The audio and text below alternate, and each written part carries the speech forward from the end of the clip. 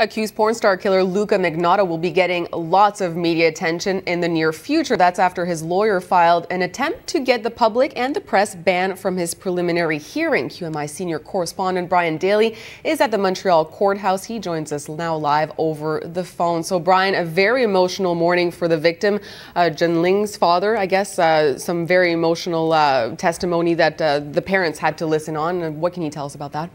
Yeah, we can't tell you what the testimony was because of a publication ban, but at least we were allowed to be in the courtroom because, as you alluded to, the defense tried to get us all barred under a rarely used provision of the criminal code saying Magnotta's right to a fair trial will be compromised. Judge Lori Renee Weitzman dismissed that this morning. And when the two police officers from the city of Montreal took the stand, the second one elicited a very strong reaction by Duran Lin, Junlin's father.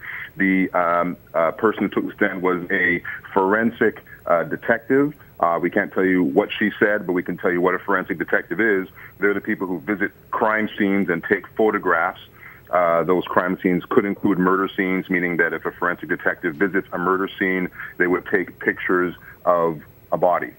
So Mr. Lin broke down in tears. He even had to be propped up by his Chinese translator. He was in such a terrible state.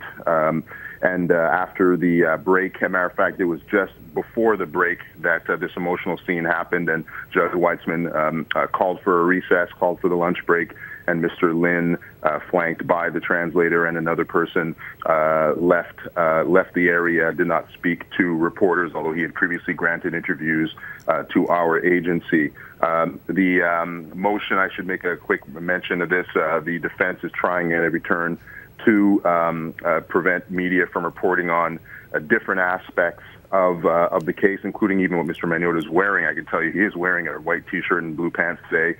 Absolutely no expression. He has had no expression throughout his court appearances.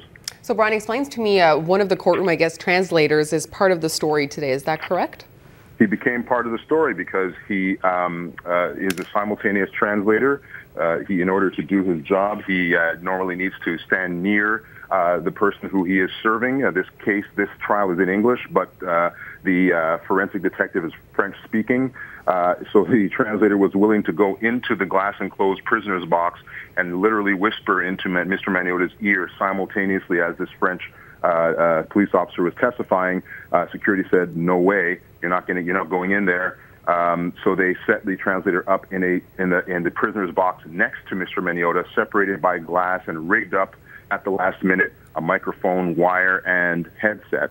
Mr. Magnotta did grab his headset and put it on his ears, but that is basically the only time Mr. Magnotta has moved all day.